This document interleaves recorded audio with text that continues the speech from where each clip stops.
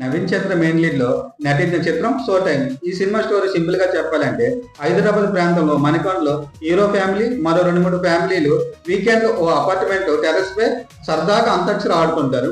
ఇంతలో పోలీసులు వచ్చి అర్ధరాత్రి 11 గంటలకు ఏం న్యూస్ అయితే అని తిడతారు. ఈ సందర్భంలో చిన్న గొడవ జరుగుతుంది. తర్వాత ఎవరి దారిలో వాళ్ళు వెళ్ళిపోతారు. ప్రేమించి పెళ్లి చేసుకున్న హీరోయిన్కి ఒక కూతురు ఉంటుంది.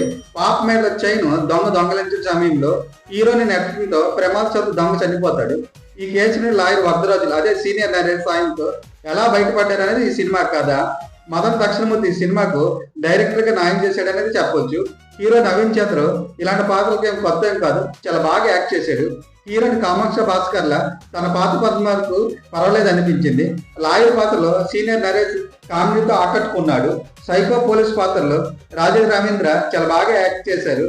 ఈ సినిమా మొత్తం ఒకే రూమ్ లో ఎక్కువగా షూటింగ్ జరుపుకుంటుంది.